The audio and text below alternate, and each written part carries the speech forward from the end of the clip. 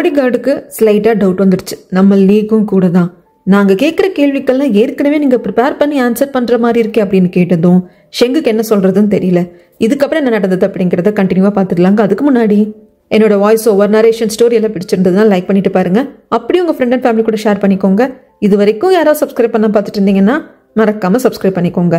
இந்த எபிசோட ஸ்டார்டிங் சீன்ல பாடி கார்டு இப்படி கேட்டதும் என்னை பார்த்தா எப்படி இருக்கு, நான் என்ன தப்பா பண்ணேன், என்னமே என்கிட்ட குறுக்கு விசாரணை பண்ணிட்டு இருக்கீங்க, எனக்கு எதுவும் ஞாபகம் இல்லை, எனக்கு எல்லாம் ஒரு மாதிரி கிளிச்சா ஞாபகம் இருக்கு, நான் பயந்து போயிருக்கேன், கிட்டத்தட்ட விட்டுருந்தான் அந்த ஆள் எனக்கு கொன்னு இருப்பான், நான் என்னையும் காப்பாத்திக்கிட்டு என்கிட்ட இருந்து லேப்டாப் மூலியமாக உங்களோட பணத்தையும் காப்பாத்தி வச்சு இத்தனையும் நான் பண்ணியிருக்கேன், என்ன மிஸ்டர் லீ பாடி கார்டு சந்தேகப்படுற மாதிரி நீங்களும் சந்தேகப்படுறீங்க போல இருக்கு அப்படின்னு கேட்குற சமயத்தில் லீ எதுவும் பேசுறது இல்லை.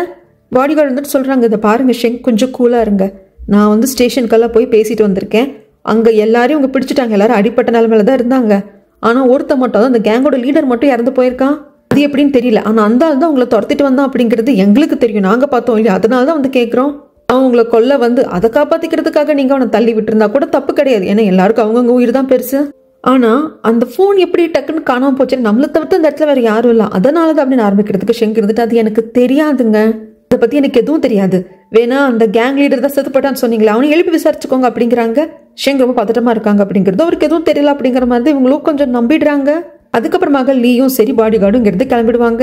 ஓயங்கோட ரூமுக்கு பார்த்து பேசுறதுக்காக மியா வரேன்னு சொல்லியிருப்பாங்க இல்லையா, அவரும் வெயிட் பண்ணிட்டே இருந்திருப்பார். ஆனா ரூமுக்கு வந்தது இந்த சிம்மா தான். சிம்மாவை பார்த்ததும் எதுக்கு அந்த தூங்க போகணும் அப்படிங்கிறப்போ பார்த்தா தூங்குற மாதிரி தெரியலையே, கோல் சுட்டுல போட்டு யாராவது தூங்குவாங்களா, அதுவும் ரூம்பை பார்த்ததோ டின்னர் நைட்டுக்காக செட்டப் பண்ணிருக்கிற மாதிரி இருக்கு அப்படிங்கிறப்ப வெளியே கூப்பிட்டு பேசுவாரு. அந்த சமயத்துல ஓயங்க பாக்குறதுக்காக மியா வந்திருப்பாங்க இல்லையா, அவங்களும் மேல நின்று பார்த்துட்டு இருப்பாங்க. செங்கு கிட்ட பேசிட்டு பாடி கார்டு கூட வந்த லீயும் நீங்க கொஞ்சம் முன்னாடி போங்க பாடி கார்டு அப்படின்னு சொல்லிட்டு மியா நின்று பாக்குறத இவரும் நின்று பாப்பாரு. சிமா எதுக்காக வந்திருப்பா அப்படின்னா, இதை பாரு ஓயங், நான் உன்னை கல்யாணம் பண்ணிக்கோ, என்ன லவ் பண்ணுன்னு சொல்லி நான் பின்னாடி சுத்திட்டு இருந்திருக்கேன், ஒருவேளை நான் விளையாட்டுத்தனமா அதை சொன்னேன்னு நீ நினைச்சிட்டு இருந்திருக்கலாம், ஆனா நீ ஜப்பான் போய் படிச்சுட்டு வா, நான் உன்னை கல்யாணம் பண்ணிக்கிறேன் அப்படின்னு நீ சொன்னதுனால தான் ஜப்பானுக்கு படிக்கவே போன, அங்க இருக்கிறப்ப கூட என் மனசுல நீ தான் இருந்த, உன்னோட ஹானஸ்டான ஃபீலிங் என்ன நான் தெரிஞ்சுக்கணும் அப்படிங்கிறப்போ இதை பாரு சிமா, எப்பவுமே நீ எனக்கு ஒரு நல்ல ஃப்ரெண்டு, என் ஃப்ரெண்டு லீயோட தங்கச்சி, எனக்கு மேல அக்கறை இருக்கு, மரியாதை இருக்கு, நல்லா பாத்துக்கணும் அப்படிங்கிற பொறுப்பு இருக்கே தவிர்த்து காதல் இல்லை, அது எப்பவும் வராது, இதை நானும் இதே மாதிரி சீரியஸா சொல்லாம உன்ன மாதிரி விளையாட்டுத்தனமா சொல்லிட்டேன் போல இருக்கு அப்படிங்கிறப்போ சிம்மாக்கு இப்போ கிளியர் ஆயிடுச்சு. ஓகே, ஆனா என்னை விட மியா ரொம்ப நல்லவ, உனக்கும் மியாவுக்கு இடையில ஒரு காதல் இருக்கிறத நான் உணர்ந்திருக்கேன், இன்னும் சொல்ல போனா நீங்க ரெண்டு பேரும் லைஃப்ல ஒன்று சேர்ந்தா ரொம்ப நல்லா இருக்கும் அப்படிங்கிறப்போ சரி சிமா நீ கிளம்பு, நான் பாத்துக்கிறேன் அப்படிங்கிறாங்க. ஒருவேளை நீ மியாக்காக தான் வெயிட் பண்ற போல இருக்கு, ஆல் தி பெஸ்ட் அப்படின்னு சொல்லிட்டு சீமா அங்கிருந்து கிளம்பிடுவாங்க. இவங்க பேசுறது எல்லாத்தையும் மேல நின்றுட்டு மியாவும் கேட்டுட்டாங்க, மிஸ்டர் லீயும் கேட்டுட்டாங்க. அங்க இருந்துட்டு மியா கிளம்புற சமயத்துல மியா, இப்போ ஓயங்கோட மனசுல என்ன இருக்கு அப்படிங்கிறது உனக்கும் தெரிஞ்சு போச்சு, எனக்கும் தெரிஞ்சு போச்சு, இப்போ இதுல என்ன பண்ணணும் அப்படிங்கிற முடிவை நீ தான் மியா எடுக்கணும் அப்படிங்கிறப்போ நானும் ஓயங்கும் கடைசி வரைக்கும் ஒன்னா சேர்ந்து வாழ்வோம் அப்படிங்கிற நம்பிக்கை எனக்கு இல்லை, ஏன்னா அதுல எவ்வளவு பெரிய பிரச்சனை இருக்கு அப்படிங்கிறது எனக்கு நல்லா தெரியும், ஒரு உறவு நல்ல முறையில போய் முடியாது அப்படின்னு தெரிய வர்றப்போ அது ஆரம்பிக்காம இருக்கிறது தான் நல்லது, அதான் யோசிச்சுட்டு இருக்கேன் அப்படிங்கிற சமயத்துல நீ சொல்லுவாரு, இதை பாரு உனக்கு இது சரிப்பட்டு வராது அப்படின்னா டைரக்டா ஓயங்க கிட்ட போய் சொல்லி அதை தெளிவுபடுத்திடுறது நல்லது, இல்ல ஓயங்க உனக்கும் பிடிச்சிருக்கு அப்படின்னா அவன் காதலை நீ ஏத்துக்கோ, நீங்க காதலுக்கு ஆரம்பிச்சதுக்கு அப்புறமாக இந்த ரிலேஷன்ஷிப் தொடராம பிரேக்கப்ல முடிஞ்சா கூட கண்டிப்பா உன்னை காதலிக்கிற ஒருத்தவனுக்காக காத்துட்டு இருப்பான் அப்படின்னு சொல்லிட்டு மியா கிட்ட சொல்றாங்க. மியாவும் சரி அங்கிள் லீ அப்படின்னு சொல்லிட்டு போறப்போ எங்க போற, ஓயங்க பாக்குறதுக்காகவா அப்படின்னு கேட்க, இல்ல வேற ஒரு இடத்துக்கு அப்படின்னு சொல்லிட்டு கிளம்புறாங்க. டாக்ஸில போறப்பதான் ஓயங்குக்கு மெசேஜ் பண்ணுவாங்க, எனக்காக காத்துட்டு இருக்காத ஓயங், நான் என் மனசை தயார்படுத்திக்கிட்டேன், என் அம்மாவை பார்க்க போறேன் அப்படின்னு சொல்லிட்டு மெசேஜ் அனுப்பிச்சிருவாங்க. இந்த பக்கம் அவங்க அம்மாவை பாக்குறதுக்காக ஹாஸ்பிட்டலுக்கும் வராங்க. அங்க ஒவ்வொரு பெட்டா போய் பாத்துக்கிட்டு இருப்பாங்க. அவங்க அம்மா டக்குன்னு எழுந்தோன்னு குழந்தை அடையாளம் கண்டுபிடிச்சுப்பாங்க இல்லையா, என்ன ரூனா மாதிரியே தானே மியாவும் இருப்பாங்க. மியாவை பார்த்து அழ ஆரம்பிச்சதும் மியாவும் புரிஞ்சுக்கிறா இவங்க தான் நம்ம அம்மான்னு சொல்லிட்டு அவங்க அழ, இதை பார்த்துட்டு மியா அழ தனியா உட்காந்து பேசுவாங்க.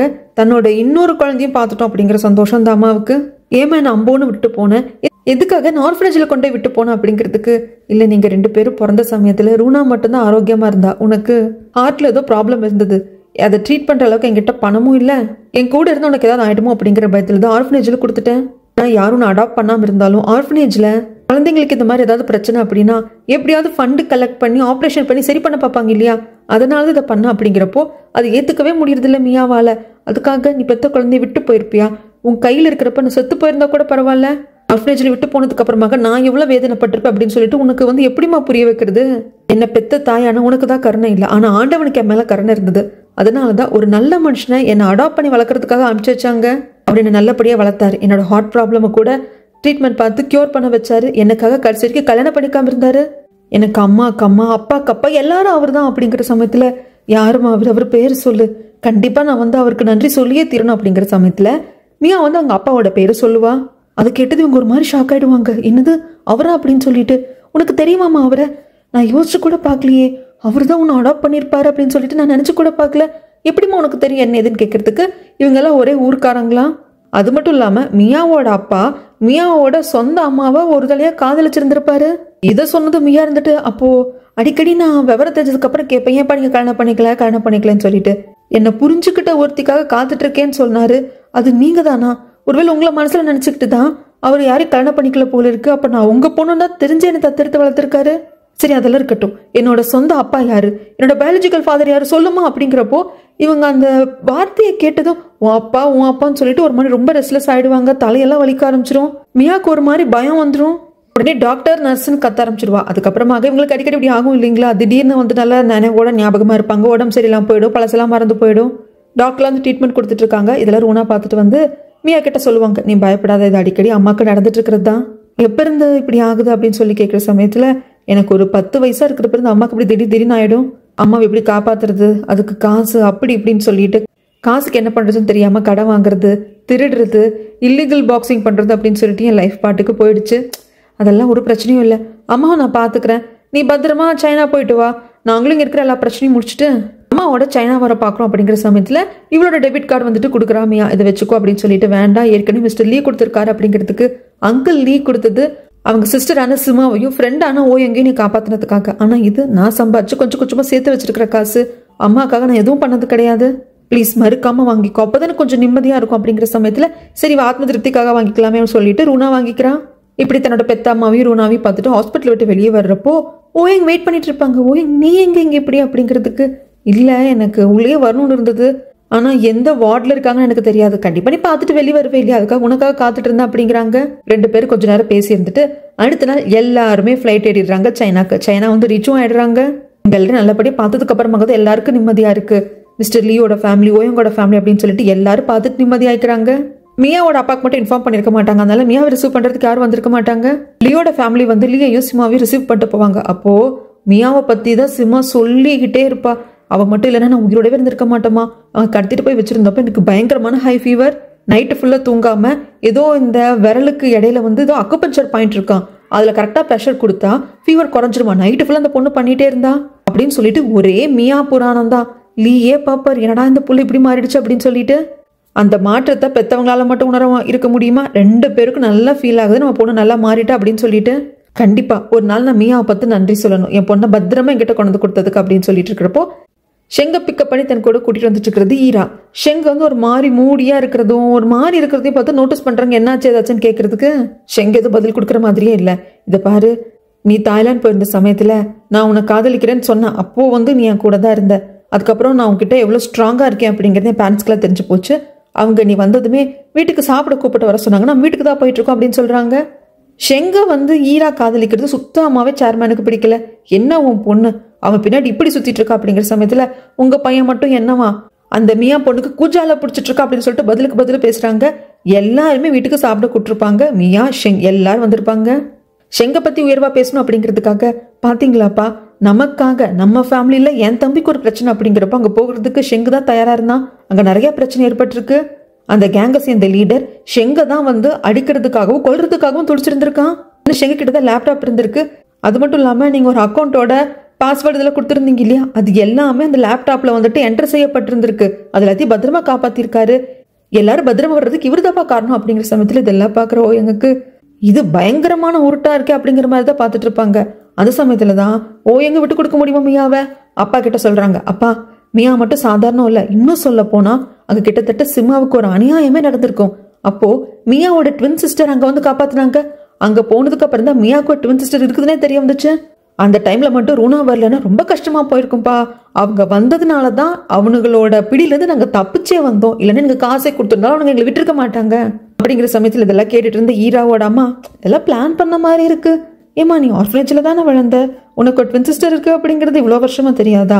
என் பையனை கடத்துனா அந்த தாய்லாந்துல தான் தெரியுமா அப்படின்னு நல்லா பேசுறப்போ ஒரு மாதிரி இருக்கு மியாவுக்கு. இதுக்கப்புறம் இங்க இருக்கணுங்கிற அவசியம் இல்லை, அது ஆப்போசிட்ல இருக்கிற ஷெங்க பார்த்துட்டு உட்காரணுங்கிற அவசியமும் இல்லை. அப்போ நம்ம ஓய்வு விடுற மாதிரி இல்லை, சும்மா அடுத்தவங்களே குறை சொல்லாதமா. அக்கா மாதிரி ஒரு பொண்ணு கிடைச்சதுனால தான் இந்த ஷெங்கு வந்து இந்த மியா பொண்ணு பிரேக்கப் பண்ணியிருக்கான். 2 பேருமே ஆர்ஃபனேஜில் ஒன்னா படிச்சு வளர்ந்தவங்க, காதலிச்சவங்க, பணத்துக்காக இப்படி பண்ணோம் அப்படிங்கிறப்போ ஈராக்கு கோவம் வருது, வாக்குவாதம் ஒரு மாதிரி போகுது. நான் உடனே கிளம்புறேன், நான் எங்கள் அப்பாவை பார்க்கவே இல்லை, எங்கள் அப்பாவை போய் பார்க்கணும் அப்படின்னு சொல்லிட்டு நம்ம மியா கிளம்புற சமயத்தில் நான் வேணா டிரைவரை கொண்டே விட சொல்லட்டுமா அப்படிங்கிறப்ப, அங்கிள் நீங்கள் ரொம்ப பதட்டப்படாதீங்க, ஒன்றும் பிரச்சனை கிடையாது, என்கிட்ட ஃபோன் இருக்குது, நான் கால் டாக்ஸி புக் பண்ணிக்கிறேன் அப்படின்னு சொல்லிட்டு வெளியே வந்துடுவா. எங்கே இருந்துட்டு அப்படிலாம் ஒன்று தனியாக விட முடியாது, நானும் உன் கூட வருவேன்ட்டு பின்னாடி வந்துடுவாரு. இது சேர்மேனுக்கு பிடிக்கல. ஆனால் ஈராவோட அம்மாவும் நக்கலா சிரிச்சுக்கிறாங்க. மியா வேண்டாம் வேண்டான்னு சொல்ற கூட கேட்காம இல்லை நான் வருவேன், நான் தான் உன்னை ட்ராப் பண்ணுவேன் அப்படின்னு சொல்லிட்டு ஓயங்க வந்துட்டு இருப்பாங்க. மியா வந்துட்டு சொல்லுவா, ஆக்சுவலா ஷெங்கு என்னை ஏன் பிரேக்கப் பண்ணா, அதுக்கு பின்னாடி இருக்கிற காரணத்தை தெரிஞ்சுக்கணும்னு நினைச்சேன், இப்போ தெரிஞ்சுக்கிட்டேன். உங்க அக்காவை ஷெங்கு காதலிக்கிறேன், அதனால தான் என்ன வேண்டான்னு சொல்லி கழட்டி விட்டுட்டான். அது மட்டும் இல்லாமல் அதுக்கு பதில் உபகாரமாக தான் சீமா கிட்ட இருந்து உன்னை பாதுகாக்கிறதுக்காக என்ன நியூஸ் செக்ரட்டரியை வச்சுக்கிட்ட. சீமாவும் மனசு மாறிட்டா, சீமாக்கு இப்போ மேலே காதலும் கிடையாது, அவன் இதுக்கப்புறம் தொந்தரவும் பண்ண மாட்டான். இதுக்கப்புறமாக நான் உங்ககிட்ட செக்ரட்டரியா வேலை செய்ய வேண்டிய அவசியமும் கிடையாது. இதோட எல்லாத்தையும் முடிச்சுக்கலாம், நாளைக்கு நான் ஒர்க்குக்கு வர மாட்டேன், எல்லாத்துக்குமே ரொம்ப நன்றி ஓயங் பை அப்படின்னு சொல்லிட்டு போறப்போ ஓயங்கால தாங்க முடியல. மியாவோட கையை பிடிச்சு, இதை பாரு, எனக்கு நீ வேணும், என் லைஃப் ஃபுல்லாக நீ வேணும்னு சொல்லிட்டு நான் ஆசைப்பட்டேன். நீ தூங்கிட்டு இருக்கிறப்ப ஹோட்டல் ரூம்ல அதை நான் சொல்லவும் செஞ்சேன்.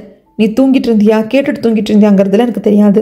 ஒவ்வொரு வாட்டி உனக்கு ஏதாவதுங்கிறப்போ, ஒவ்வொரு வாட்டி நீ என் பக்கத்தில் இல்லாமல் இருக்கிறப்போ நான் எந்த பாடுபடுறேன் அப்படிங்கிறது எனக்கும் என் மனசுக்கும் மட்டும்தான் தெரியும். சொல்லு மியா, உன் மனசு என்ன அப்படிங்கறத சொல்லு, இன்னைக்கு எனக்கு அது தெரிஞ்சாகணும் அப்படிங்கிறப்போ இந்த அளவுக்கு தான் மனசுல இருக்கிறத ஓயங் சொன்னதுக்கு அப்புறமாக மியாவுக்கு தெரியுது இந்த காதல் கடைசி வரைக்கும் கை கூடுமா இல்ல கை சேராம போகுமா அப்படிங்கறதுல தெரியாது. பட் இருந்தாலும் இப்போ எனக்கு ஓயங்க பிடிச்சிருக்கு, நான் ஓயங்க காதலிக்கிறேன், இந்த ரியாலிட்டி அக்செப்ட் பண்ணிக்கணும் அப்படிங்கிறதுக்காக கிஸ் பண்ணி தன்னோட லவ்வையும் சொல்றாங்க. ஆனா உள்ள வேற மாதிரி கதை போயிட்டு இருக்கு. ஏன்னா ஒரே குடும்பத்துல பிரேக்கப் ஆன 2 லவ்வர்ஸும் எப்படி வாக்கப்பட்டு வாழ முடியும்? ஷெங்கையும் மியாவையும் தாங்க சொல்றேன். மியாவை தம்பி கட்டிக்கவே கூடாது, லவ் கிவன் எதுவும் வரக்கூடாதுங்கிறதுல ஈரா ஸ்ட்ராங்கா இருக்கா. அம்மா, இந்த மியா பொண்ணு இருக்காளே சரியான கைகாரி, இவள் ஆரம்பத்துல இருந்தே வேலைக்கு வச்சுக்காத அப்படின்னு சொல்லிட்டு நான் சொல்லிக்கிட்டே இருக்கேன், தம்பி கேட்கவே மாட்டேன்றான். அப்பாக்கு கூட தெரியும், சொல்லுங்கப்பா அப்படிங்கிற சமயத்துல, இதை பாருமா ஈரா, உன் தம்பி விட நீ எந்த வகையில பெட்டர்? உன் தம்பி மியாவை காதலிக்கிறதுக்கு நீ அப்படி வரிஞ்சு கட்டிக்கிட்டு அப்படியே ஆதங்கப்பட்டு பேசுற. நீ கூட ஷெங்குன்னு ஊர் பேர் தெரியாதானே காதலிக்கிற. அப்பா என்னப்பா இப்படி பேசுறீங்க அப்படிங்கிறப்போ, இதை பாருப்பா ஷெங்கு, நான் உன்னை டார்கெட் பண்ணல தம்பி, பட் இருந்தாலும் எங்க குடும்பத்துக்குள்ள நீ வர்ற, என் பொண்ணை கட்டிக்கிற அப்படிங்கிறப்போ உன்னை பத்தி தெரியணும் அப்படிங்கிற சமயத்துல, சாரி சார், நான் ப்ராப்பரா என்னை பத்தி சொல்லலை. சின்ன வயசுலயே என் அம்மா அப்பா இறந்து போயிட்டாங்க. எனக்கு ஒரு 4 வயசு இருக்கிற சமயத்துலயே நான் ஆர்ஃபனேஜில் தான் வளர்ந்தேன். அப்ப இருந்து ஹார்ட் ஒர்க் பண்ணா மட்டும்தான் லைஃப்ல நல்லா இருக்க முடியும் அப்படிங்கிறது என் மனசுல பதிஞ்சிருச்சு. அதனால சின்ன வேலையா இருந்தாலும் சரி, அதுல நான் முழு மனசோட செஞ்சேன், ஹார்ட் ஒர்க்கா நான் காமிச்சேன். நீங்க ஏன் எதுக்காக இப்படி எல்லாம் நீங்க கேட்கறீங்க அப்படிங்கிறது எனக்கு புரியுது சார், கண்டிப்பா எனக்கு ஒரு சான்ஸ் கொடுங்க. உங்க பொண்ணான ஈராக்கு சரியான வாழ்க்கை துணை நான் தான் அப்படிங்கிறத நீங்களே உங்க வாயால ஒத்துக்கிற மாதிரி நான் பண்றேன் அப்படின்னு சொல்றாங்க. இங்க சிமா குடும்பத்தோட ஹாப்பியா இருக்கா. தாத்தாக்கெல்லாம், ஐயோ என் பேத்தி, ஆனா என்னதான் இருந்தாலும் நீ உன் பாட்டி கடைசி எனக்கு கிஃப்டா கொடுத்து அந்த ஸ்மோக்கிங் பைப் எடுத்துட்டு போயிருக்க கூடாது. சாரி தாத்தா, எந்த கடையில் அடமானம் வச்சேன்னு சொல்லிடுறேன், நானே வாங்கி கொடுத்துடுறேன் அப்படிங்கிறாங்க. இந்த பக்கமாக மியாவோட அப்பாவுக்கு ஒரு சிஸ்டர் இருப்பாங்க இல்லையா, அவங்க ஹஸ்பண்ட் கூட பிரச்சனை எல்லாம் சொன்னேன் இல்லைங்களா, இப்ப அவங்க இங்கேயே தங்க ஆரம்பிச்சிட்டாங்க. மியாவை வீடு வரைக்கும் கொண்டு விடுறதே நம்மளோட ஓயங்கு தான். ஆனா உள்ள வர வேண்டாம், நான் அப்பா கிட்ட நம்மளை பத்தி சொன்னதுக்கு அப்புறமாக உன்னை நான் ப்ராப்பரா அறிமுகப்படுத்தி வைக்கிறேன்னு சொல்றாங்க. உள்ள வந்ததும் இவங்க நான் ஆண்டின்னு சொல்றேங்க, பயங்கரமா கவனிச்சுக்கிறாங்க. இதெல்லாம் பாக்குற மியா இருந்துட்டு, ஏன்னா சின்ன வயசுல இருந்து தன்னோட அண்ணனான மியாவோட அப்பா மியாவை தத்தெடுத்து வளர்க்கறது இவங்களுக்கு பிடிக்கவே பிடிக்காது. மியாவை கரிச்சு கொட்டிட்டே இருப்பாங்க. இப்போ இந்த அளவுக்கு ரொம்ப பாசமா இருக்காங்களே என்ன ஏதுங்கிறதுக்கு. அவ வாழ்க்கை எப்படியோ போயிடுச்சுமா, அவ புருஷன் யாரையும் வச்சிருக்கானாமா, என்னென்னமோ நடக்குது, டைவர்ஸ் கேஸ் எல்லாம் போயிட்டு இருக்கு. அதெல்லாம் இருக்கட்டும், நான் உனக்கு எவ்வளோ வாட்டி கால் பண்ண அட்டன் பண்ணல அது இதுங்கிறதுக்கு. சரி அப்பாவை பயமுறுத்த வேண்டாம், நம்ம இப்போ நல்லபடியாக சேர்ந்துட்டோம் இல்லையா, தேவையில்லாம அப்பாவுக்கு பயத்தை கொடுக்க வேண்டாம் அப்படின்னு சொல்லிட்டு இந்த கிட்னாப் பத்தி எதுவுமே சொல்றது இல்லை. ஆன்ட்டியை பத்தி அகெயின் கேட்கறதுக்கு, நீ கவலைப்படாதமா, ரொம்ப நாள் ஆன்ட்டிங்க தங்க மாட்டா, ஏன்னா இவங்க வீடு கொஞ்சம் பெருசு தாங்க, ஆனால் ரூம் கம்மி. இல்லப்பா நான் அதை பத்தியெல்லாம் கேட்கல, ஆன்ட்டியோட லைஃப்ல அந்த பிரச்சனை எப்படி தீர்க்கிறது அதை பத்தி பேசுறேன் அப்படிங்கிற சமயத்துல பெட்டியை கொண்டே உள்ள வைக்கிறதே அந்த ஆண்டி தான். வச்சுட்டு உனக்கு என்ன வேணும், உனக்கு நான் இது சமைச்சு தரேன் அது சமைச்சு தரேன் அப்படின்னு எல்லாம் சொல்ற சமயத்துல மியாக்கு தாய்லாந்துல அவங்க அம்மாவை பார்த்தா ஞாபகம் வருது. நான் என் அம்மாவை பார்த்தேன் அப்படிங்கறத சொல்லலாமா அப்படின்னு கூட யோசிக்கிறாங்க. சரி இப்போ வேண்டாம், இப்ப ஆன்ட்டி வேற கூட இருக்காங்க, ஆன்ட்டியோட லைஃப்லயும் பிரச்சனை இருக்கு, இந்த சமயத்துல சொல்ல வேண்டாம், அப்புறமா சொல்லிக்கலாம் அப்படின்னு சொல்லிட்டு விட்டுடுறாங்க. இந்த பக்கம் சேர்மேன் தன் பொண்ணான ஈராவை பர்சனலா கூப்பிட்டு, அம்மா ஷெங் உனக்கு செட் ஆக மாட்டான், உடனே நீங்க வந்து என்ன பெத்த அப்பா இல்லை, இப்படி பேசுறீங்க அப்படி பேசுவீங்க அப்படின்னு தான் நீ சொல்லுவ. ஆனா நான் உன்னை என் பெத்த பொண்ணாதான் பார்த்தேன். நான் என்னோட பொறுப்புக்கு, அதாவது அடுத்த சேர்மேனா உன் தம்பியை வர வைக்கணும் அப்படின்னு சொல்லிட்டு நான் ஆசைப்பட்டேனே தவிர்த்து இந்த கம்பெனி உங்க 2 பேருக்குமே தான். அந்த ஈக்குவாலிட்டியில நான் என்னைக்குமே வந்துட்டு பாகுபாடு பார்த்தது கிடையாது. அதனால நீ தயவுசெய்து அப்படி எதுவும் யோசிக்காத. அது மட்டும் இல்லாம உன்ன மாதிரி உன் தம்பிக்கும் பொறுப்பு வரணும்னு நினைச்சேன். அதனால தான் நான் எல்லா வேலைகளும் பண்ணேன். உனக்கும் ஷெங்குக்கான ரிலேஷன்ஷிப்ல ஃப்ரெஷ்ஷா ஒரு பார்வையை வச்சுக்கோ. அதுக்கான காரணம் என்ன தெரியுமா? உன் கூட இந்த ஷெங்கு 2 வருஷமா ரிலேஷன்ஷிப்ல இருக்கான்னு நீ சொல்ற. அப்படி உன் கூட இருந்த சமயத்துல அவன் அந்த மியா பொண்ணை பிரேக்கப் பண்ணவே இல்லை. அந்த பொண்ணு பிரான்ஸ்ல இருந்து படிப்பு முடிச்சு வந்ததுக்கு அப்புறமாக தான் பிரேக்கப் பண்ணியிருக்கான். அதுக்கு யார் என்னன்னு காரணம் தெரிஞ்சுக்க போய் தான் அந்த பிரேக்கப்பை உன் தம்பி கண்ணால பார்த்து அந்த பொண்ணு உன் தம்பிக்கு செக்ரட்டரியா வந்து உட்காந்துருக்கா. அப்படி இருக்கிற சமயத்துல இந்த ஷெங்கை நீ எப்படிமா நம்புற அப்படிங்கிறப்போ இன்னும் இந்த லூசு பிள்ளைக்கு புரிய மாட்டேங்குது. அப்ப அவங்க அட்வைஸ்க்கு ரொம்ப நன்றி, எனக்கு என்ன பண்ணு எனக்கு தெரியும், என் ஷெங்கை பத்தி எனக்கு தெரியும்னு சொல்லிட்டு போயிடுவா. அதுக்கப்புறமாக சுவியை தான் காட்டுவாங்க. ஆக்சுவலா சுவி வந்துட்டு இவங்களுக்கு தெரியாம தானே பிரான்ஸ்ல இருந்து இவளா ரிட்டர்ன் வந்திருப்பா. வந்ததுமே கம்பெனிக்கு வந்து ஓயங்க மீட் பண்ணணும்னு சொன்ன சமயத்துல இல்லைங்க அவர் இந்த மாதிரி வந்து வெக்கேஷன் போயிருக்காரு அப்படின்னு சொல்லி இருந்திருப்பாங்க. என்னது ஓயங்க பார்க்க முடியலையா அப்படின்னு இருக்கிறப்போ இப்போ மியா கிட்ட இருந்து ஃபோன் கால் வருது. 2 பேரும் மீட் பண்ணி பேசிக்கிறாங்க. மியா எல்லா கதையும் சொல்றா. ஆக்சுவலா நாங்க பிரான்ஸுக்கு தான் வந்திருந்தோம், அவருக்கு வந்து இந்த மாதிரி பாக்ஸிங் காம்படிஷன் இருந்தது அப்படின்னு சொல்லிட்டு எல்லாத்தையும் சொல்றா. நடந்த கிட்னாப்பிங் முதற்கொண்டு எல்லாத்தையும் சொல்றா. எல்லாத்தையும் சொன்ன கையோட ஆமா சுவி, உனக்கு படிப்பு முடியறதுக்கு இன்னொரு 6-7 மாசம் இருக்கே, அதுக்குள்ளேயே பதிலுக்கு குவிட் பண்ணிட்டு வந்தா அப்படிங்கிறப்போ சுவி உண்மையான காரணத்தை சொல்றது இல்ல. உண்மையான காரணம் என்ன? ஓயங்க இவ காதலிக்கிறா, அந்த காதல் அடையறதுக்காகத்தான் வந்திருக்கா. ஆனா அந்த உண்மையை சொல்லாம என் அப்பாவுக்கு கொஞ்சம் அடிக்கடி உடம்பு சரியில்லாம போகுது, அவர் கூட 1 வருஷம் இருந்தா நல்லா இருக்குன்னு தோணுது, படிப்பு 1 வருஷம் விட்டு கூட கண்டினியூ பண்ணலாம் இல்லையா அப்படிங்கிற சமயத்துல எஸ் சுவி நீ என்ன முடிவெடுத்தால் கண்டிப்பா நாங்க சப்போர்ட் பண்ணுவோம், நீ சரியாதான் யோசிப்பா அப்படின்னு சொல்றாங்க. அது மட்டும் இல்லாம தாய்லாந்து இந்த மாதிரி ட்வின் சிஸ்டரை பார்த்தா அப்படின்ட்டு மியாவும் எல்லா கதையும் சொல்லுவா. இப்படி எல்லா கதையும் சொல்ற சமயத்துல ஃப்ரெண்டு கிட்ட மனசு விட்டு பேசுவோம், என்ன நினைக்கிறோமோ அதை கொஞ்சம் கூட யோசிக்காம டப்புன்னு பேசுற ஃப்ரெண்டு தான் மியாக்கு சுவி. அப்படி இருக்கிறப்போ சுவி வேணா மறைச்சிருந்திருக்கலாம், ஓ எங்க காதலிக்கிறேன் அதுக்காக தான் நான் என் படிப்பை விட்டு வந்தேன் அப்படிங்கறத அவ மறைச்சிருக்காளே தவிர்த்து நம்ம மியா எதுக்கு மறைக்கணும்? மனசுல இருக்கிறத சொல்லிட்டா. தாய்லாந்துல ஒருத்தர் காதலிச்சதையும் சொல்லிட்டா, தன்னை காதலிக்கிறியா அப்படின்னு சொல்லிட்டு ஓயன் கேட்டதையும் சொல்லிட்டா, அதுக்கு இவ ஆமான்னு சொன்னதையும் சொல்லிட்டா. சுவியோட முகம் எப்படி போகுதுன்னு பார்க்க முடியல. ஆனா சுவியோட முகம் ஒரு மாதிரி டல்லானதும் மியா கண்டுபிடிச்சிட்டா. ஏன் சுவி ஒரு மாதிரி ஆயிட்ட, நான் அதாவது அவசரப்பட்டேனா அப்படிங்கிறப்போ கண்டிப்பா மியா ஒருத்த வந்து ஐ லவ் யூ சொன்னதும் டக்குன்னு ஓகேன்னு சொல்லிடுவியா? அதுவும் ஓயங் மாதிரி பையன், அவனுக்கு வந்து எல்லா பெண்களையும் பிடிக்கும், ஈஸியா வந்து அவன் பொண்ணுங்களை வந்து கவர்ந்துடுவான். நீ பாட்டுக்கு உடனே ஓகேன்னு சொல்லி வச்சிருக்க. அப்போ அவனுக்கு பின்னாடி போர் அடிச்சிருச்சுன்னா உன்னை வேண்டான்னு சொன்னா அது ஏத்துப்பியா? இப்பதான் நீ வந்து ஷெங்கு கூட இருந்த ரிலேஷன்ஷிப் பிரேக்கப் ஆயிருக்கு, எங்கேயும் இதே மாதிரி ஒன்று நடந்ததா நீ தாங்குவியா அப்படின்னு சொல்ற சமயத்துல இல்ல சுவி அவன் அப்படிப்பட்டவன் கிடையாது, இல்ல கோயங்க பத்தி நல்லா தெரியும் அப்படிங்கிற சமயத்துல இல்ல நீ என்னதான் இருந்தாலும் அவசரப்பட்டுட்டேன், எனக்கு என்னமோ நீ செகண்ட் வாட்டி யோசிக்கணும் அப்படின்னு சொல்லிட்டு சுவி வேற மாதிரி டியூன் பண்ணி விட்டுடுறா. மியாவும் யோசிக்க ஆரம்பிச்சிருவா. எங்க சேர்மேன் அவரோட வளர்ப்பு பொண்ணான ஈராக்கு கிளாஸ் எடுத்து முடிச்சிட்டாரு. அந்த பெத்த பையனான ஓயங்குக்கும் கிளாஸ் இருக்கிறாரு. ஆனா ஓயங்க எவ்வளவு ஸ்டெப்பனா இருப்பாரு அப்படிங்கிறது நம்மளுக்கு தெரியும். இப்ப கரெக்டா பால் எடுத்துட்டு இவங்க அம்மாவும் வருவாங்க, ஈராவோட அம்மாவும். அதை பார்த்தவரு நான் சொன்னதுல மனசுல வச்சுக்கோ, அந்த மியா பொண்ணு உனக்கு தேவை கிடையாது புரிஞ்சுதா அப்படின்னு சொல்லிட்டு போயிடுவாரு. உங்க அம்மா வந்தவங்க இதை பத்தி எல்லாம் பேச மாட்டாங்க. பையனை பார்த்துட்டு நீ நல்லா இருக்கேல்லப்பா அப்படின்னு மட்டும் தான் பார்ப்பாங்க. ஏமா அழட, நான் நல்லா குத்துக்கல் மாதிரிதான் நிக்கிறேன், நீ தைரியமாரு அப்படிங்கிறாங்க. இந்த அம்மா பெத்ததுதான் 2 பிள்ளைங்களும், ஈராவும் ஓயங்கும். ஆனா இந்த அம்மாவுக்கு சேர்மேன் மேல கோபம், அவருக்கு பிறந்த பையனை மட்டும் பாக்குறாங்களேன்ட்டு. அதனால ஈராக்கு கொஞ்சம் கூடுதலா சப்போர்ட் பண்றாங்க. மியா கிட்ட எல்லாம் பேசினதுக்கு அப்புறமாக வீட்டுக்கு வந்து சுவி யோசிச்சுக்கிட்டே இருப்பா. அவங்க அப்பா சொன்னது எல்லாத்தையும் யோசிப்பா. உனக்கு கிடைக்கணும்னு எது இருக்கோ அதுதாமா உனக்கு கிடைக்கும் அப்படின்னு சொல்லிட்டு அவர் சொல்லியிருப்பாரு இல்லையா, அது மைண்டுக்குள்ள ஓடுது. நமக்கு ஓயங் கிடைக்கணும் அப்படிங்கிறதுக்காக ஓயங்கும் ப்ரப்போஸ் பண்ணிட்டா, மியாவும் அக்செப்ட் பண்ணிட்டா, நான் தேவையில்லாம குட்டையை குழப்பிட்டனும் அப்படின்னும் சுவிக்கு தோணுது. இந்த பக்கம் ஈராவோட அப்பாவை தான் காட்டுறாங்க. அந்த மனுஷன் ஷெங்கோட வீட்லயே ஹாலே கேமரா ஃபிக்ஸ் பண்ணிருக்காங்க. இவர் வச்சிருக்க ஸ்டோர்ல உட்காந்து அது எல்லாத்தையும் மானிட்டர் பண்ணிட்டு இருக்காரு. இன்னொரு பக்கம் இந்த கேங் லீடர் கிட்ட இருந்து போனை எடுத்துட்டு வந்தான் இல்லையா ஷெங், அதான் ஹேக்கர் ஃப்ரெண்ட் கிட்ட கொடுத்துட்டு எனக்கு இதுக்கு பாஸ்வேர்ட் எல்லாம் போட்டு போனை ஓபன் பண்ணி சில ஃபைல் எல்லாம் டெலீட் ஆயிருக்கு, வீடியோ ஃபைல்ஸ் அந்த மாதிரி அதெல்லாத்தையும் கொஞ்சம் ரெட்ரைவ் பண்ணி கொடு அப்படின்னு சொல்லி கொடுத்துட்டு போறாங்க. மியா வீட்டுக்கு வந்ததுக்கு அப்புறமாக ஆன்டி கேட்கறாங்க யாரை பார்க்க போனேன் எங்க பார்க்க போனேன்ட்டு. சுவியை பார்க்க போனேங்கிறாங்க. சுவி பையனா பொண்ணு அப்படிங்கிறதுக்கு பொண்ணு, பிரான்ஸ்ல என் கூட படிச்சுவேன், ஏன் கேட்குறீங்க அப்படிங்கிறப்ப பொண்ணா அப்படின்னு சொல்லிட்டு தோணுது. ஏன்னா சமீபமா நம்ம ஓயங்குக்கு வந்து 3 பொண்ணுங்க சண்டை போட்டுக்கிறாங்க. அந்த வீடியோலாம் பார்த்ததுல இருந்து ஒரு பணக்கார வீட்டு பையனை வளைச்சு போட்டா அப்படின்னா நாமளும் செட்டில் இல்லாமே அப்படிங்கிற மாதிரி தான் ஆன்டி யோசிக்கிறான். அதுக்கு அடுத்த நாள் தன் கையாலேயே பிரெட் இன்னும் கொஞ்சம் குக்கீஸ் எல்லாம் பேக் பண்ணிட்டு எடுத்துக்கிட்டு என் ஃப்ரெண்டை பார்க்க போறேன் அப்படின்னு சொல்லிட்டு தான் மியா கிளம்பி போவா. ஆனா இந்த ஆன்டிக்காரிக்கு சம்திங் ராங்குன்னு தோணுது. அதனால மியாக்கே தெரியாம ஃபாலோ பண்றா. அங்கதான் ஓயங் வெயிட் பண்ணிட்டு இருப்பாங்க. இவங்க 2 பேரும் சேர்ந்து போறதை பார்த்துட்டு இந்த பையனை வீடியோல பார்த்து ஞாபகம் இருக்கே, எங்கிட்டயே இந்த மியா மறைக்கிறாள் அப்படின்னு சொல்லிட்டு மனசுல நோட் பண்ணிக்கிறாங்க.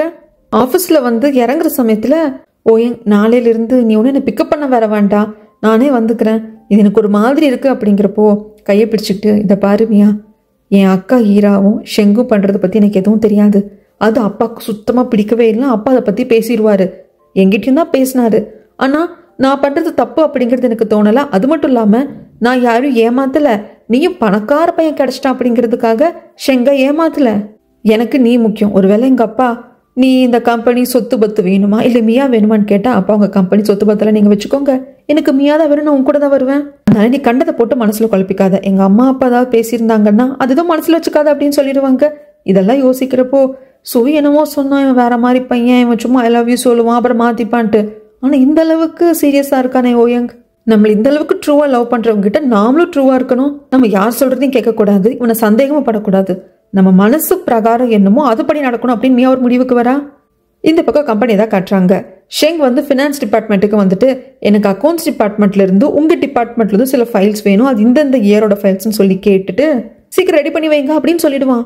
சார் இது வந்து நீங்களா டைரக்டா கேட்குறீங்க, இது வந்து பிரசிடென்ட் கிட்ட வைஸ் பிரசிடென்ட் கிட்ட அப்ரூவல் வாங்கணும் அப்படிங்கிற சமயத்தில், அட நம்ம பிரசிடென்ட் ஈரா மேடம் தான் கேட்டாங்க அப்படின்னதும், ஓ அப்படியா சார், ஓகே சார், உங்களுக்கு என்ன சந்தேகமா இருந்தால் ஃபோன் பண்ணிக்கோங்கன்னு கூட ஷெங் சொல்லுவேன். இல்லை வேண்டாம் சார், நீங்களே சொல்றீங்கன்னா ஓகே தான், ரெடி பண்ணி வச்சு உங்களை கூப்பிடுறேன் சார், இல்லைன்னா அனுப்பிச்சு வைக்கிறேன் சார் அப்படின்னு சொல்லிடுவாங்க. வெளியே வர்றப்போ இந்த கம்பெனியில் ஆரம்பத்தில் எப்படி பேசிட்டு இருந்தாங்க, வைஸ் பிரசிடென்ட் ஏன் இந்த மியா பொண்ணு வளைச்சு போட்டுட்டா, அதனால தான் ஷெங்க பிரேக்அப் பண்ணிட்டா அப்படின்ட்டு மியாவை தப்பா பேசினாங்க. ஆனா இப்போ ஈராவை ஷெங் லவ் பண்றது தெரிய வந்ததும், இந்த ஈராக்காக தான் இந்த ஷெங் வந்து மியாவை பிரேக்அப் பண்ணிட்டாங்க அப்படின்னு சொல்லிட்டு இப்ப பேசுறது தான் உண்மை. ஆனா என்ன, இதை வந்து ஷெங்கால ஏத்துக்க முடியல, மேலேருந்து கத்துறான், ஏன் காசிப் தான் பேசிட்டு இருப்பீங்களா, வேலை செய்ய மாட்டீங்களான்னு சொல்லிட்டு. இப்படிதானே பாவம் மியாவுக்கும் இருந்திருக்கும், அவ இதெல்லாம் ஃபேஸ் பண்ணிட்டு தானே வந்திருப்பா, அனுபவீடு அப்படிங்கிற மாதிரி தான் எனக்கு இருந்தது. எதர்ச்சியா லிஃப்ட்ல ஓயங்கும் இந்த ஷெங்கும் மீட் பண்ணிப்பாங்களா, அது சமயத்துல ஓயங் நான் உங்ககிட்ட பேசணும்னு சொல்லிட்டு மேல டெரஸ்க்கு கூப்பிட்டு போய், இதை பாரு, என் லைஃப்ல 3 பொண்ணுங்க எனக்கு ரொம்ப ரொம்ப முக்கியம், என் அம்மா, என் அக்கா, மியா, இவங்க யாருக்கும் உன்னால பிரச்சனை வந்துடக்கூடாது, என் அக்காவை விட்டுரு, மியா பக்கம் தலை வச்சு படுக்காத அப்படிங்கிறப்போ, இதை பாரு மியாக்கு எனக்கு சம்மந்தம் கிடையாது, நான் ஏன் உங்க அக்காவை விடணும், நானும் உங்க அக்காவும் உயிருக்கு உயிரா காதலிக்கிறோம், என்கிட்ட பேசுற மாதிரி உங்க அக்கா கிட்ட போய் பேசிப்பாரு, அப்புறம் தெரியும். அது மட்டும் இல்லாம இதை பாருப்பா ஓயங்கு, நீ வந்து என்னை பகச்சிக்காம இருக்கிறது நல்லது, ஏன்னா மியாவை வந்து இப்ப நீ காதலிக்க ஆரம்பிச்சிருக்க, இன்னும் சொல்ல போனா மியாவை பத்தி எனக்கு நிறைய தெரியும், நீ என்கிட்ட நிறைய கேட்கலாம், நான் மியாவை பத்தி உனக்கு நான் சொல்லி கொடுப்பா, அவளை எப்படி இம்ப்ரெஸ் பண்றது, அவளுக்கு என்ன பிடிக்கும் பிடிக்காதுன்ட்டு, ஏன்னா 20 வருட நட்பு காதல் இல்லையா அப்படின்னதும் ஓயங்கு வருதே கோவம், அப்படியே கழுத்து பிடிச்சி நெரிச்சு கிட்டத்தட்ட மேலத்து தள்ளி விட்டுற ஸ்டேஜ்ல கொண்டே வச்சிருவாரு. இதை பாரு, மியா இருக்கிற தசை பக்கம் கூட நீ தலை வச்சு படுக்க கூடாது, பேர் கூட உன் வாயில வரக்கூடாது, வந்துச்சுன்னு வச்சுக்கோ உன்னை கொலை பண்ணிட்டா கூட என் அப்பா என்னை காப்பாத்திடுவாரு, நீயாதான் சூசைட் பண்ணிக்கிட்ட அப்படிங்கிற மாதிரி கூட மறைக்க முடியும், அது உனக்கே தெரியும், அந்த அளவுக்கு என்ன கொண்டு போக வச்சிடாது அப்படின்ட்டு பயங்கரம் மிரட்டி விட்டு வந்துருவாங்க. இப்படி ஷெங்க மிரட்டி விட்டுட்டு இவர் வர்ற சமயத்துல ஆஃபீஸ் ரூம்ல தானே இருப்பாங்க, நம்ம மியாவும் கூட எல்லாம் பேசிட்டு இருக்கிற சமயத்துல இவங்க 2 பேருக்கும் சமைச்சு சாப்பாடு எடுத்துட்டு வந்திருப்பா சீமா, நம்ம எல்லாரும் ஒன்னா உட்காந்து சாப்பிடலாம்னு சொல்லிட்டு இருக்கிறப்போ இங்க ஃபினான்ஸ் டிபார்ட்மெண்ட்ல இருந்தும் அக்கௌண்ட்ஸ் டிபார்ட்மெண்ட்ல இருந்தும் ஷெங்க கேட்ட ஃபைல்ஸ் எல்லாம் வந்துருச்சு. இங்க தான் விதி வழியது அப்படிங்கிறத நம்ம ஷெங்குக்கு ஆண்டவன் புரிய வைக்கிறான். ஃபினான்ஸ் டிபார்ட்மெண்ட் இருக்கக்கூடிய டைரக்டர் டைரக்டா வைஸ் பிரசிடென்டான ஈராக்கு கால் பண்ணி, மேடம் இந்த வருஷம் ஃபைல் எல்லாம் வந்துட்டு நீங்க கேட்டதாக சொல்லி தான் வந்துட்டு இவர் ஷெங்கு வாங்கிட்டு போனாரு, அதுல 2 வருஷத்தோட ஃபைல் அக்கௌண்ட்ல இந்த நம்பர் வந்து தப்பா இருக்கு, இந்த இயர் இந்த நம்பர் அப்படின்னு சொல்லிட்டு கரெக்ஷன் சொல்லுவாரு. என்னது அக்கௌண்ட்ஸ் ஃபைல்ஸ் ஃபினான்ஸ் ஃபைல்ஸ் எல்லாத்தையும் ஷெங்கு வாங்கிட்டு போனாங்களா அப்படின்னு சொல்லிட்டு சமயத்துல, என்ன மேடம் இப்படி கேட்குறீங்க, நீங்க சொன்னதா தானே அவர் வாங்கிட்டு போனார், நான் கொடுத்து விட்டுட்டேனே, நீங்க உங்களுக்கு பார்க்கலையா கிடைக்கலையா அப்படின்னு வந்து சுதாரிச்சுக்கிட்டாங்க. இல்லை ஷெங்கை விட்டு கொடுக்க கூடாதுன்னு சொல்லிட்டு, இல்லை ஆக்சுவலாக நான் ஷெங்கு கிட்ட வந்துட்டு அந்த ஃபைல்ஸ் எல்லாம் பார்க்க சொன்னேன் தான், பட் நான் சொல்லி 1 வீக் ஆகுது, அவர் இன்னைக்கு தான் வந்திருக்காரு போல இருக்கு, நான் அதனால தான் அப்படி கேட்டேன் அப்படின்னு சொல்லிட்டு காலை கட் பண்ணிடுறாங்க. ஏன் ஷெங்கு நம்ம பேரை யூஸ் பண்ணி நம்ம கிட்ட சொல்லாமே இந்த வேலை பார்த்துட்டு இருக்கா அப்படின்னு யோசிக்கிறாங்க. இந்த பக்கம் வீட்டை தான் கட்டுறாங்க, மியாவோட வீட்டை. இந்த ஆண்டி வந்து கொஞ்சம் கேம்பிளிங் எல்லாம் விளையாடுறவ, அவளுக்கு கொஞ்சம் பணம் இருந்துகிட்டே இருக்கணும், கேம்பிளிங் விளையாடலன்னா அவளுக்கு ஒரு மாதிரி ஆயிடும்.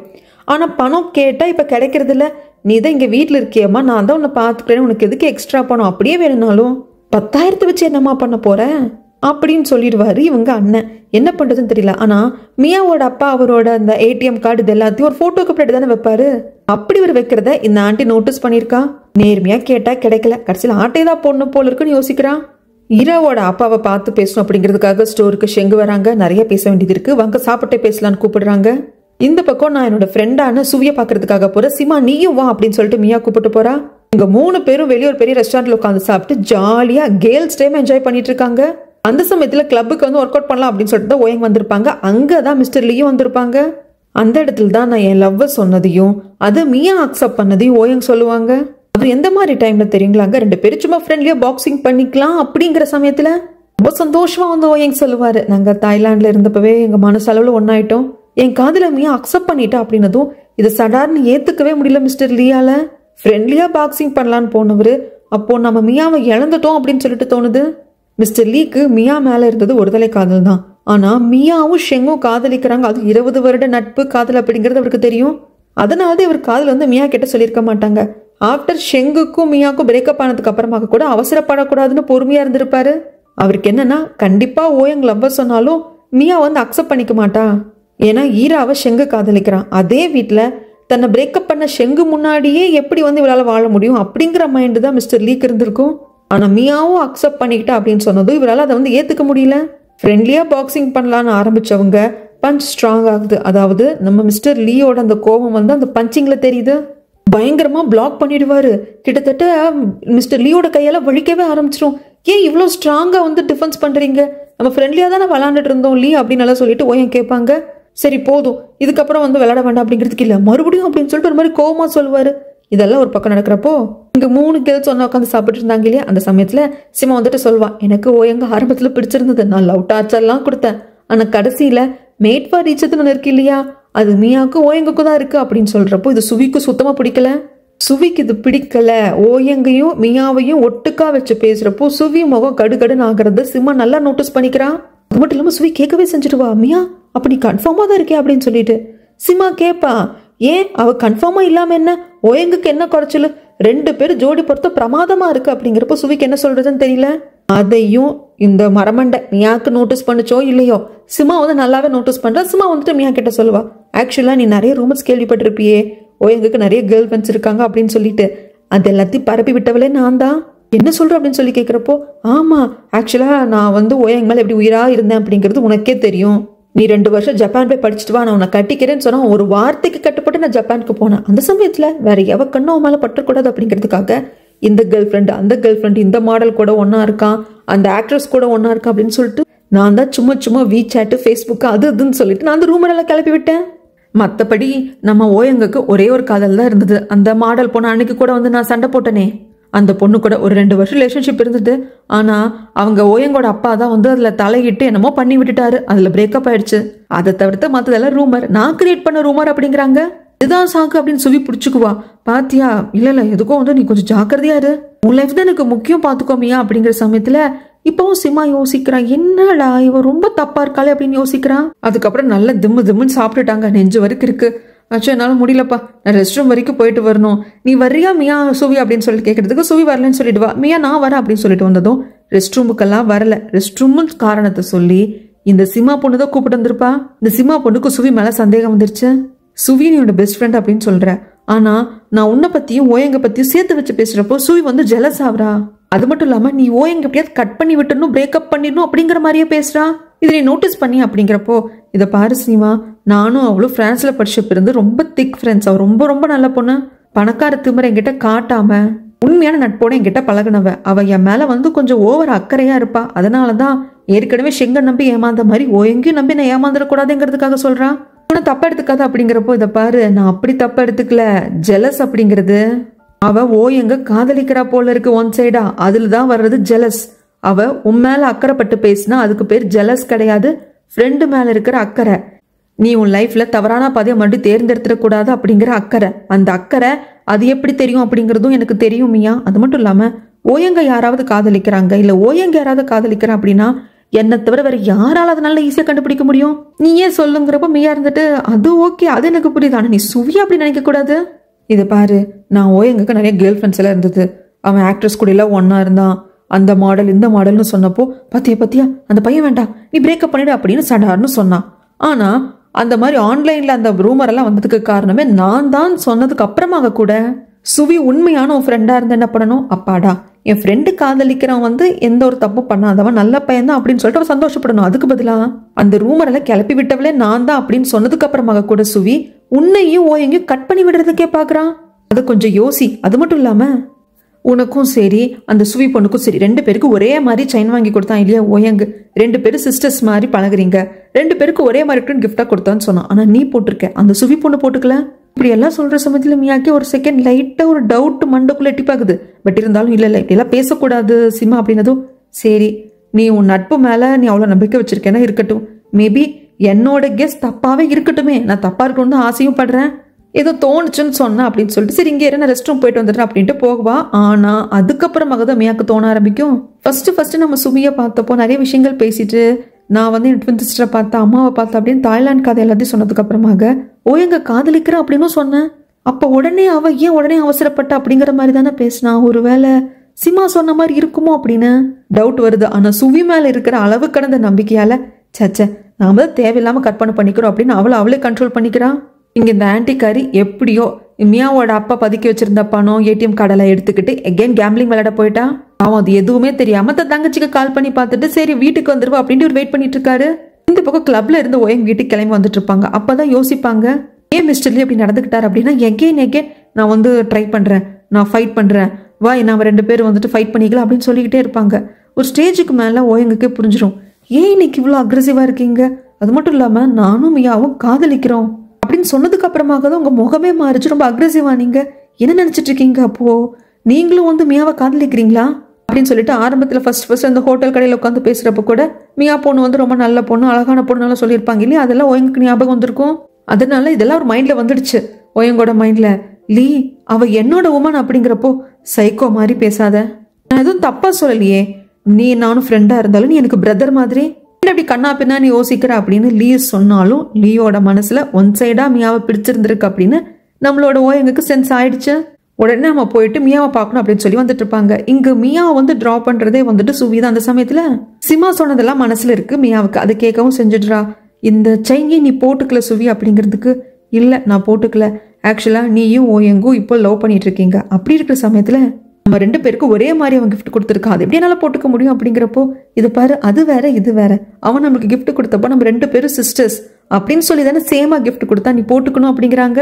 சுவையோடது கண்டிப்பா நான் போட்டுக்கிறேன் அப்படிங்கிறாங்க. அது மட்டும் இல்லாம அந்த சிமா பொண்ணுகிட்ட நீ கொஞ்சம் பார்த்து ஜாக்கிரதையாரு, அவ ரொம்ப ஓவரா தான் பேசுறான், பாத்துறதுக்கும் அப்படின்னு சொல்லுவாங்க. எல்லாத்துக்கும் ஓகேன்னு சொல்லிட்டு மியா வீட்டுக்கு வந்துடுவாங்க. ஆனா வீட்டுக்கு வந்த மியாவுக்கு நம்ம சிமா மேலாம் டவுட் வர்றது இல்லை. ஏன்னா சிமா வந்து என்னதான் தாம் தூம்னு பேசினாலும் மனசுல ஒளிவு மறைவு இல்லாம பேசுற பொண்ணு. ஒருத்தங்களை பிடிக்கல அப்படின்னா மனசுல இருக்கிற மாதிரி பிடிக்காத மாதிரியே காட்டிடுவா, மனசார பிடிச்சிருந்தா அதே மாதிரிதான் காட்டுவா அப்படிங்கிறது நம்ம மியாவுக்கு நல்லாவே தெரியும். ஓயங்கும் மியாவும் ஒன்னா இருக்கிறது பிடிக்காம அதை ஓப்பனாவே காட்டி அதுக்கான பிரச்சனை எல்லாத்தையும் பகிரங்கமா பண்ணவதான் சிமா. ஒளிச்சு மறைச்சு கிரட்ஜ வச்சுக்கிட்டு பிளான் பண்ணியெல்லாம் அவ பண்ணல. அதனால சிமா மேல சந்தேகம் வர்றதில்ல. கண்டிப்பா ஒரு வேலை இருக்குமோ, சுவிக்கு இருக்குமோ, ஓயங் மேல ஒரு காதல் இருக்குமோ அப்படிங்கிற மாதிரி தான் தோணிக்கிட்டே இருக்கப்போ மியாவோட வீட்டுக்கு முன்னாடிதான் வந்துட்டு நம்ம ஓயங் வந்திருப்பாங்க. கால் பண்றாங்க, நீ தூங்கிட்டியா இல்ல நீ இன்னும் தூங்கல அப்படின்னா நான் உன் வீட்டு முன்னாடி வெயிட் பண்ணிட்டு இருக்கப்பா அப்படின்னு சொன்னதும் ஓயங்க பார்த்து பேசினா தேவலை போலதான் தோணுது. உடனே வெளியே வந்துருவாங்க. வந்து நின்னதும் டைரக்டா பாயிண்ட்டுக்கு வந்துடுவாரு. மியா என்கிட்ட ஒரு கொஸ்டின் இருக்கு, அதுக்கு ஏன் எதுக்குன்னு கேட்காம நீ ஆன்சர் பண்ணணும் அப்படிங்கிறப்ப சரி கேளுங்க அப்படிங்கிறாங்க. என்னை விட மெச்சூர்டான ஒருத்தன், ரொம்ப நல்லவன், என்னை விட ரொம்ப ரொம்ப நல்லவன், என்னை விடவும் நான் ரொம்ப நல்லா பாத்துக்க கூடியவன், அவனை மாதிரி ஒரு நல்லவன் ஊர் உலகத்துல கிடையவே கிடையாது. அப்படி ஒரு பெர்ஃபெக்டான மேன் உன்னை காதலிக்கிறான் அப்படின்னா ஒருவேளை நீ அவனை காதலிப்பியா அப்படின்னு கேட்கிற சமயத்துல ஓயங் என்ன பேசிட்டு இருக்க, அவன் எப்பேற்பட்ட ஆளா இருந்தாலும் சரி என் மனசுல இடமே கிடையாது உன்னை தவிர்த்து அப்படின்னு சொல்லிடுவாங்க. இப்ப வந்து மியா நான் ஒரு கேள்வி கேட்கணும் அப்படிங்கிறப்போ எங்கும் கேளும்பாங்க. என்னை விட ரொம்ப அழகான பொண்ணு, ரொம்ப நல்ல பொண்ணு, ரொம்ப பண்பான பொண்ணு, பணக்காரி, எல்லா விதத்திலயும் தகுதியானவ உனக்கு, அவ உன்னை காதலிக்கிறான்னு தெரிய வந்தா நீ என்ன பண்ணுவ அப்படின்னு கேட்கிற சமயத்துல என் லைஃப்ல நான் என்னையே மறந்துட்டா கூட உன்னை நான் மறக்க மாட்டேன், எனக்கு நீ மட்டும்தான் அப்படின்னு சொல்லுவாங்க. இப்ப இவங்க 2 பேரும் இந்த கேள்வியை மாறி மாறி கேட்டுக்கிட்டப்ப யார் யார மனசுல வச்சுக்கிட்டாங்கன்னு தெரியுதுங்களா. லீயா மனசுல வச்சுட்டு கேட்டிருக்காங்க, மியா சுவிய மனசுல வச்சுட்டு கேட்டிருக்கா. யார் வந்தாலும் நம்மளை விட பெட்டரான பர்சனே வந்தாலும் நாம லவ் பண்றவங்க நம்ம கிட்டதான் இருப்பாங்க அப்படிங்கறது தனி சந்தோஷம் தானே. இங்க சீன் அப்படியே கட் பண்ண அடுத்த நாள் நைட்டு ஃபுல்லா தங்கச்சி வீட்டுக்கு வரலையே, சரி இது என்ன பிரச்சனை ஏதுன்னு தெரியல, நம்ம தங்கச்சி புருஷன் கிட்ட போய் பேசலான்னு வீட்டுக்கு வந்தா கடன்காரங்கள்லாம் கடனை வசூலிக்கிறதுக்காக வந்தவங்க இந்த வீட்டுக்கு முன்னாடி மலர் வளையெல்லாம் வச்சு இது கடன் வாங்கினோம் வீடு, கடன் திருப்பி கொடுக்காத வீடுன்னு எழுதி வச்சுட்டு போறாங்க. அவங்க போற வரைக்கும் அந்த பக்கமா ஒதுங்கி எடுத்துட்டு அதுக்கப்புறம் வந்து கதவெல்லாம் தட்டினா உள்ள யாரும் இருக்கிற மாதிரியே தெரியல. வீட்டுக்கு முன்னாடி இப்படி மலர் வளையம் இருந்தா நல்லாவா இருக்குன்னு சொல்லிட்டு அதை எல்லாத்தையும் இவர் அப்புறப்படுத்திட்டு இருக்க. இவங்க தங்கச்சி வீட்டுக்கு வந்துருவா. வந்தவ எகேன் கார்டை ஏற்கனவே கார்டை ஆட்டையை போட்டிருப்பா, கொஞ்சம் பணம் எடுத்துட்டு மறுபடியும் திருப்பி அந்த கார்டை வச்சிருப்பா. இப்ப எகேன் அந்த கார்டை எடுத்துட்டு போய் பேங்க்ல கொடுத்து அந்த அக்கௌண்ட்டையும் எம்டி பண்ணி மொத்த பணத்தையும் எடுத்துட்டு வந்துடுவா. எங்க சீன் அப்படியே கட் பண்ணா தாய்லாண்டை தான் காட்டுறாங்க. லீ ரூனாக்கு ரொம்ப பிடிச்சு போச்சு இல்லையா? ஸோ லீ கிட்ட கால் பண்ணி பேசணும்னு நினைக்கிறா. லீயோட நம்பர்ல இருக்கு அந்த பிசினஸ் கார்டு வாங்கி வச்சிருப்பாளே. ஆனா சடார்னு பேசுறதுக்கு என்ன டாபிக் எடுக்கிறது என்ன எதுன்னு தெரியல. அதனால ஒரு ஐடியா வருது. கடைசியா நம்ம மியா கூட அவங்களோட ஏடிஎம் கார்டு கொடுத்துட்டு வந்திருப்பாங்க இல்லையா, அதை வச்சு பேசலாம் அப்படின்னு சொல்லிட்டு லீக்கு கால் பண்ணிட்டு இந்த மாதிரி நான் ரூனா பேசுறேன். சொல்லு ரூனா, எப்படி இருக்கேன், நல்லா இருக்கியா? உனக்கு கார்டு கொடுத்துருந்தனே அதுல இருக்கிற பணம் பத்தல அப்படின்னா இன்னுமே அனுப்பிச்சு விடுறேன் அப்படின்னதும் ரூனாக்கு ஒரு மாதிரி ஆயிடுது. என்னடா இவர்கிட்ட காசுக்காக தான் கால் பண்ணுவோனே முடிவு பண்ணிட்டாரா, காசை பத்தியே பேசுறாரு அப்படின்னு சொல்லிட்டு இல்ல எங்களையே நான் அதுக்காக கால் பண்ணலைங்க. மியா அவளோட டெபிட் கார்டு என்கிட்ட கொடுத்தா, அவ சேவிங்ஸும் என்கிட்ட கொடுத்துருக்கா. எனக்கு வந்து அதை யூஸ் பண்ணிக்கணும்னு தான் தோணுது. எங்க அம்மாவுக்கு நாங்க பண்றது தானே கரெக்டு, அதனாலதான் உங்க பணத்தை திருப்பி கொடுக்கலாம் அப்படிங்கிறப்போ இதை பாரு ரூனா, போய் எங்கேயும் தங்கச்சியும் காப்பாத்தினதுக்காக நான் மனசார நான் கிஃப்டா கொடுத்தது அது கண்டிப்பா எனக்கு திருப்பி வேண்டாம். பட் அந்த பணம் பத்தில நான் சொல்லி இன்னும் அனுப்பிச்சு விடுறேன் அப்படிங்கிறப்போ பணத்தை பத்தியே பேசுறது இந்த மனுஷங்கிட்ட என்ன பேசுறது அப்படின்னு சொல்லிட்டு ரூனா காலை கட் பண்ணிடுவாங்க. லீக்கு என்னது இந்த பொண்ணு இவளா பேசினா இவளா கட் பண்ணா அப்படிங்கிற மாதிரி தான் இருக்கு. இங்க ஓயங்கோட விட்டதான் காட்டுறாங்க. ஓயங் பயங்கர கோபத்துல அவங்க அப்பா கிட்ட வந்து கேட்கிறாரு, அப்பா எதுக்காகப்பா அந்த ஷெங்க சேல்ஸ் டிபார்ட்மெண்டோட டைரக்டர் ஆக்கி வச்சிருக்கீங்க? அவன் அந்த அளவுக்கு என்ன பண்ணி கிழிச்சிட்டான்? அவன் பெரிய யூனிவர்சிட்டியில படிக்கல, காலேஜ்ல படிக்கல, அக்காவை காதலிக்கிற ஒன்னே விஷயத்துக்காக தான் சாதாரண சேல்ஸ் டிபார்ட்மெண்ட்ல ஒரு கிளர்க்கா வேலை செஞ்சவன் சேல்ஸ் மேனேஜரா மாறினான். இப்போ சேல்ஸ் டிபார்ட்மெண்ட்டுக்கு டைரக்டரா மாத்தி வச்சிருக்கீங்க. அப்படி அவன் என்னப்பா growth உங்களுக்கு காமிச்சிட்டான் அப்படிங்கிற சமயத்துல அப்படியே சேர்மன் சிரிச்சுக்கிட்டே நம்ம வேற ஒரு விஷயத்த பத்தி பேசலாமா அப்படின்னு சொல்லிட்டு ஆரம்பிப்பாங்க. அது என்ன ஏது அப்படிங்கறத நான் அடுத்த வீடியோல வந்து சொல்றேங்க.